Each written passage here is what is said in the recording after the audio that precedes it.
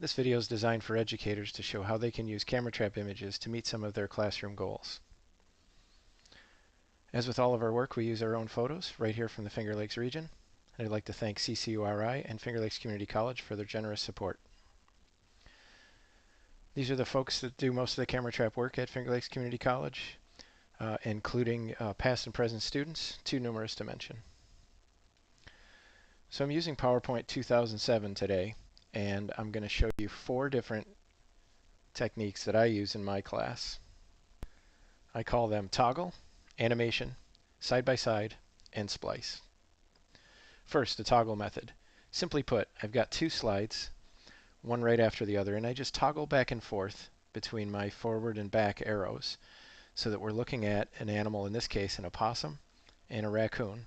And because the 2 animals are the same distance from the camera, we're able to compare their size very easily. You can go as fast or as slow as you wish to, spend as much time on each one of them. For the toggle method, this is the layout that I use for my slides. So once I come into this slide, I just press on that button, and that brings me to the pictures, and that ensures me that both photographs are exactly the same size. You want to use uncropped photos for this method. Here's another example. This was in my backyard. About 24 hours apart, this gray fox and this red fox both came to almost the exact same spot. Now, in the process, the camera got tilted a little bit, and I hope this isn't making you dizzy, but you can see that it's a little bit askew in the second photo there. But still, even though this red fox is a little bit closer to the camera, we take a look at how far apart his ears are and compare that to the gray fox and see how close his ears are. We can look at the shape and size of the ear compared to the face, the shape and size of the ear compared to the face in the red fox, and they're still very valuable. Okay, one last example. Who can tell me what this animal is? Well, if you said American mink, you are correct. Running away from us on this log. And we'll compare him to this animal. Who can tell me who this one is? I'm only able to identify this animal to genus. This is either a long-tailed weasel or a short-tailed weasel, which is also known as an ermine or a stoat. But regardless, we can still use it for our comparison. Here's that mink again, and here's a weasel. And because these 2 animals are in the same family, this makes the identification and comparison that much more meaningful. Our second technique involves a simple animation. Let's have a look at this fawn and see how fast it grows up. Now all I did here is take 2 photos and put them on top of each other in a single slide. So I'm going to end the show and show you exactly what I'm talking about here. Here's our slide, okay, with our title animation, and I'm going to press play down here in the bottom right. And you can see we started out with the fawn and ended up with the doe. I really like that one. And all I have here is one image on top of another. So let me just grab one and pull it aside so that you can actually see what's going on behind the scene there. That's a really easy technique. All right, back to our PowerPoint. Side-by-side comparison. This is actually where I started before I learned my fancy tricks that I showed you in the beginning here, but it's still an effective use. Again, I think it's best when you're using animals that are closely related, but that's not essential. What is essential, though, is that the animal is the same distance from the camera in each image. So the format or layout, that I use for this one is the side-by-side, and you click on the photo, and that'll bring it into place there. And then you click on the photo here, and that'll bring it into place. And if you're using uncropped images, you notice that I have the full image here. It'll line them up perfectly for you. So here's a size comparison for a white-tailed deer and a coyote, and a white-tailed deer and a red fox.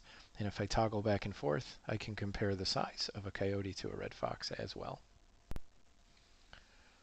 Our final technique is splicing. And you can see the splice right here. These are 2 photos put together. I've made no attempt to try to fool my students into believing that there's a gray squirrel and a red squirrel both occupying the log at the same time. But what I am trying to show them is the difference in size, shape, color, etc., characteristics between a red squirrel and a gray. Same with these 2 guys, 2 members of the weasel family, an American mink on the right, a river otter on the left, and after thousands and thousands of images at this otter den, I not only found an otter and a mink that were the same distance from the camera, but they happen to both be facing each other as well. My very first attempt at splicing came about because of this black bear capture. My dad asked me how big this bear was, and instead of answering him in words, I went through the rest of the images in this deployment, and I found this white-tailed deer almost exactly the same distance from the camera. So when I spliced these two together, it was really easy to see how big the bear was because we're familiar with how big a white-tailed deer is. Now I've made no attempt to mask this at all. These are how the images appeared, but I could play with the contrast a little bit in PowerPoint and make this a more blended image. Let's make a spliced image right now. I'll end the show. We've got a nice blank slide here to get us going. I'll come up here to Insert, and I'll go to Pictures. And I'm going to grab this picture right here and let it fill right into the whole frame. This is a little Peromyscus mouse running on a log. And I like this example because my students often get flying squirrel wrong when we're identifying images. It's another small rodent. It's hard to tell them apart. So I thought I'd make a splicing of flying squirrel and a mouse. So I've laid a second photo on top of that first one from the same deployment. You can see that the mouse is gone, but over here is a flying squirrel. So what I'm going to do is crop this image, come up here to the right. I'll hit crop, and then I'm just going to slide this over. And there's my mouse again. So I've accomplished my educational goals here. You can see the large eyes of the flying squirrel compared to the much smaller eyes of the mouse. But I've got one more that I'm going to add. We'll add one more layer here. I just happened to come across this raccoon that was just too good to not include here. And I have to come down a little bit and crop this part out so the flying squirrel's still here. So now I can still use this photo for its intended purpose to tell the difference between a flying squirrel capture and a Peromyscus capture, but I've got the raccoon looking on as well. This is at our East Hill campus. I created this while the students were working on a project. Just a beautiful rock wall setting. Have you noticed how many gray squirrels we have in the picture? And have you found all of the chipmunks yet? There's 6 in total. So there was never a time when there was more than one rodent in a photograph. I took 8 different images and blended them together for that one. And not to leave out our other field station, this is our Mueller field station. Again, no squirrels were harmed in the making of this video.